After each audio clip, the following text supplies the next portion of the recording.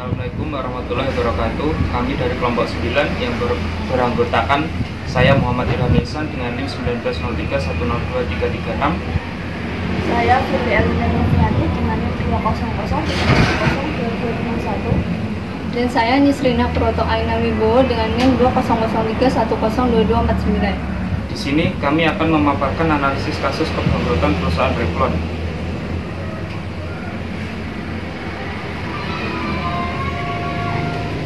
Yang pertama, saya akan menjelaskan tentang latar belakang pada perusahaan Revlon dulu.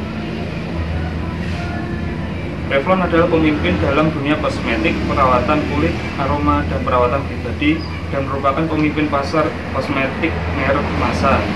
Revlon didirikan pada tahun 1932 oleh Charles Revson Yusuf dan saudaranya, bersama dengan Dennis Charles Lakeman yang memberikan kontribusi yang L pada nama Revlon. Revlon atau Rev go public pada tahun 1996 dan pada 2016 dibeli oleh Elizabeth Arden senilai USD 870 juta atau setara dengan 12,9 triliun untuk menangkis persaingan. Elizabeth Arden merupakan rumah bagi beberapa merek top termasuk Britney Spears Fragrances dan Christina Aguilera Fragrances. Yang selanjutnya kita akan menjelaskan penyebab-penyebab kebangkrutan pada perusahaan Revlon. Yang pertama akan dijelaskan teman saya. Pertama, yaitu pada kasus Revlon INC terlalu banyak hutang. Menurut saya, pihak dari perusahaan Revlon INC memiliki banyak hutang karena terlalu banyak meminjam hutang di bank sebagai modalnya. Hal ini mungkin bisa menjadi tanggapan bagi Revlon INC untuk memperbaiki manajemen dari keuangan tersebut untuk mengandalkan pendapatan perusahaannya untuk dijadikan modal kembali. Lalu juga di Revlon INC sendiri juga terlalu mengutamakan dari kualitas bahan baku dari proses produksinya. Seharusnya untuk bahan baku sendiri lebih dipilih bahan baku yang murah dan juga berkualitas, tidak hanya yang mahal saja, agar nantinya produksinya itu lebih murah dan akan mengurangkan dari hutang tersebut. Selanjutnya akan dilanjutkan oleh teman saya. Yang kedua, masalah rantai pasokan yang disebabkan oleh pandemi. Masalah keuangan menjadi salah satu alasan mengapa Revlon bangkrut. Masalah datang pada saat gejolak yang meluas di sektor kecantikan setelah puncak pandemi. Karena permintaan produk tetap relatif stabil, kenaikan biaya ini menimbulkan tantangan besar bagi perusahaan, terutama bagi perusahaan seperti Revlon dengan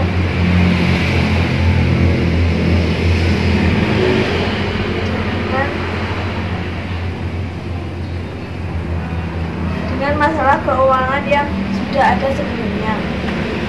Jadi perusahaan Revlon seharusnya lebih memikirkan masalah keuangan pada saat pandemi agar perusahaannya tidak bangkrut. Selanjutnya akan dilanjutkan oleh rekan saya. Selanjutnya adalah Revlon kurang mengikuti tren masa kini. Menurut saya, penyebab kebangkrutan Revlon karena tidak melakukan inovasi dan tidak mengikuti tren adalah benar. Karena pihak Revlon terlalu besar menganggarkan dana untuk iklan, sehingga lupa akan inovasi pada produknya. Produknya pun dianggap terlalu kuno dan harganya terlalu tinggi dibanding para pesaingnya, sehingga penjualan menurun drastis dan menyebabkan keuangan tidak termanage. Selanjutnya yaitu menurut saya perusahaan Revlon INC menjadi bangkrut yaitu karena mau di Amerika Serikat yang sedang sekarat. Hal ini karena adanya efek pandemi pada 2019 dan juga 2020. Saat itu banyak perusahaan di Amerika yang mengalami kemunduran. Salah satunya yaitu Revlon. Mungkin Revlon bisa mengatasinya dengan memperluas pasarnya, tidak hanya di Amerika, tetapi juga bisa di Asia atau di Eropa. Selanjutnya akan dilanjutkan oleh tanggapan terhadap materi. Selanjutnya akan dilanjutkan oleh tanggapan terhadap kasus ini terhadap materi yang ada pada akuntansi manajemen. Kalau menurut saya, kasus dari kebangkrutan ini jika dikaitkan dengan materi yang ada dari akuntansi manajemen yang kita pelajari ada di bab 2, yaitu konsep biaya dan juga manajemen biaya, yang yaitu mengatur agar kita dapat mengatur keuangan dari suatu perusahaan agar perusahaan tersebut mendapatkan profit yang lebih dan tidak mengalami hutang yang berlebih juga. Lalu ada juga pada materi total quality management, yaitu dimana pada kasus kebangkrutan tersebut kan dijelaskan bahwa Revlon itu tidak mengikuti perkembangan tren. Hal ini akan dijadikan patokan bagi perusahaan Revlon untuk memenuhi dari total quality manajemennya untuk memahami pasar konsumen agar produk itu mengikuti tren dan tidak jadul ketinggalan zaman. Selanjutnya bagaimana tanggapan rekan saya? Menurut saya, kasus ini berkaitan dengan konsep biaya akuntansi dan manajemen biaya.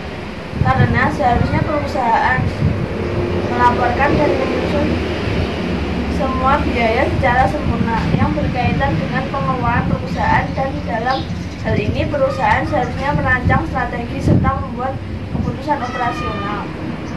Dalam hal ini juga perusahaan harus melakukan alur manajemen dengan baik, karena hal itu sangatlah penting dalam sebuah perusahaan. Selain itu, perusahaan ini juga mengacu pada materi total quality management, yang mana perusahaan ini tidak bisa mengikuti tren yang sedang berkembang.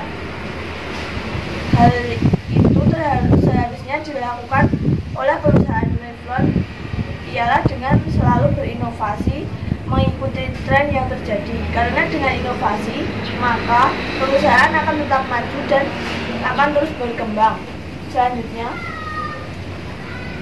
menurut tanggapan saya atas kasus di atas, jika dikaitkan dengan materi dari akuntansi manajemen yang kita pelajari, yaitu pada materi bab 7 analisis pengambilan jangka pendek marketing aspek, karena pada perusahaan Revlon itu terlalu besar menganggarkan dana untuk marketingnya saja, untuk pengiklanan, sehingga biaya untuk produksi dan lain-lainnya terjadi kendala yang mengakibatkan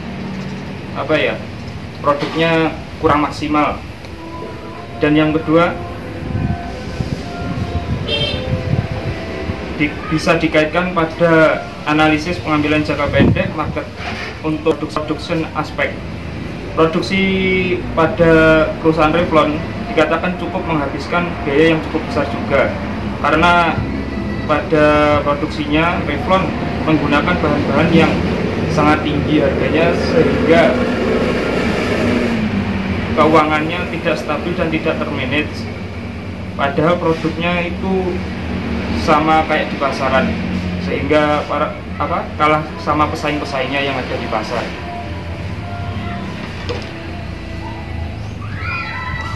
Selanjutnya, bagaimana sebuah perusahaan agar tidak mudah bangkrut dan cara mengatasinya? Kalau menurut saya, bagaimana sebuah perusahaan agar tidak mudah bangkrut, yaitu salah satunya berinovasi mengikuti tren. yang selanjutnya, memantau performa kompetitor. Selain inovasi, cara lain yang dapat ditempuh agar bisnis tetap eksis adalah dengan mempelajari strategi dan performa penjualan kompetitor. Dengan memantau performa kompetitor, sedikit banyak perusahaan bisa mendapatkan gambaran terkait cara-cara yang dilakukan kompetitor dalam menjalankan bisnisnya.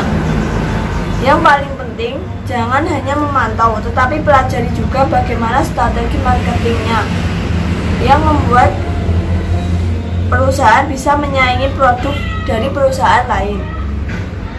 Selanjutnya akan dilanjutkan oleh rekan saya. Ini adalah adaptasi strategi marketing. Seperti yang sudah dibahas sebelumnya, penting bagi Anda untuk mempelajari strategi yang dijalankan kompetitor. Lantas lakukanlah adaptasi dan modifikasi sedemikian rupa hingga strategi tersebut bisa diterapkan pada brand tersebut. Selain memperhatikan gerak-gerik kompetitor, mengadaptasi strategi marketing juga dapat dijalankan dengan cara mencari tahu persona konsumen, mencoba berbagai eksperimen dan mengikuti tren yang berpotensi untuk diaplikasikan.